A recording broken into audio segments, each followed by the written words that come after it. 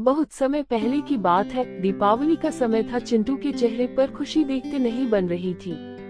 दीपावली उसका सबसे प्रिय त्योहार था और होता भी क्यों ना, उसे चलाने के लिए बहुत सारे पटाखे जो मिलने वाले थे। इस बार चिंटू के पापा उसके लिए बहुत सारे बम, रॉकेट और फुलझड़ी लेकर आए थे। इतने सारे पटाखे देखकर चिंटू के मन में एक शरारत उमड़ी। उसने 2-3 बम उठाए और घर के पीछे पहुंच गया। वहां पर कुछ छोटी छोटी पुरानी मटकियां पड़ी हुई थी। चिंटू ने बम को जमीन पर रखा और उसमें आग लगाकर फुर्ती से उसके ऊपर मटकी रख दी और पीछे हट गया।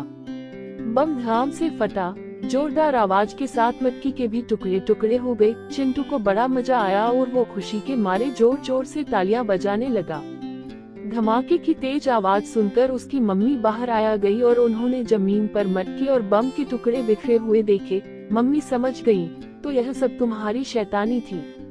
मम्मी ने चिंटू को समझाते हुए कहा कि अच्छे बच्चे इस तरह के खतरनाक शैतानियां नहीं किया करते हैं। अगर मटकी का कोई टुकड़ा उड़कर तुम्हें लग जाता तो चलो छोड़ो ये शरारत और पढ़ाई कर लो। चिंटू ने सोचा कि यहाँ तो मम्मी ने मना कर दिया है, क्यों न घर के बाहर सड़क पर जाकर पटाखे फोड़े जाए, खूब मजा आएगा। यह सोचकर चिंटू ने 2 मटकियां उठाए और चुपके से सड़क के पास पहुंच गया। वहां पर उसे अपना दोस्त अखिल दिखाई दिया।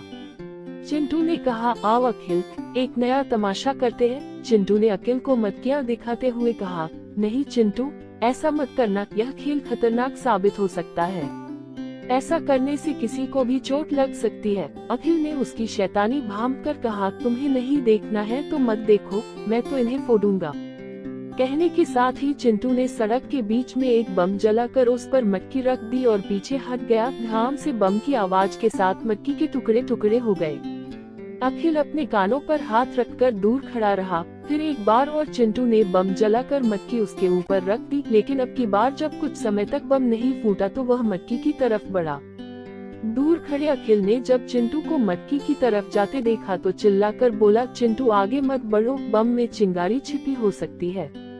कहने के साथ ही वह उसकी तरफ दौड़ा, पर तब तक चिंटू मटकी के पास पहुंच चुका था। तभी अचानक से धड़ाम के साथ मटकी फूट गई। इसी के साथ चिंटू वहां चीख मारते हुए गिर पड़ा। उसके चेहरे तथा हाथ पांव से खून बह रहा था। यह देख अखिल भागकर चिंटू की मम्मी को बुला लाया। चिंटू को खून में लथपथ देखकर मम्मी ने रोना शुरू कर दिया। पड़ोसियों के चुप करने पर वे चिंटू को कार में लिटाकर अस्पताल ले गयी।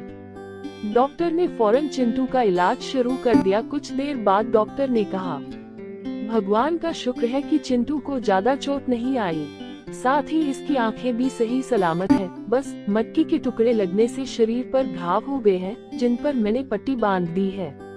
आप चाहे तो अब चिंटू को घर ले आ सकती है। कुछ दिनों में यह पूरी तरह से ठीक हो जाएगा। करते हुए चिंटू ने अपनी आंखें खोली। अपने आसपास मम्मी पापा और छोटी बहन को देखकर उसकी आंखें भर आईं। चिंटू, मैंने तुम्हें पहले ही कहा था कि इसी हालत में रहना पड़ेगा। पापा ने कहा, इस बार तुम दीपावली भी नहीं मना पाओगे। चिंटू यह सब सुनकर बोला, मम्मी पापा, मुझे अपनी गलती का सबक मिल गया है।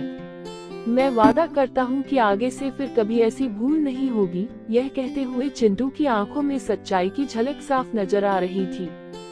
कहानी से सीख, शरारत करने की भी एक सीमा होती है। कभी कभी उसका दुष्परिणाम खुद को ही भुगतना पड़ता है। बाद में पछताने के सिवाय कुछ नहीं मिलता है।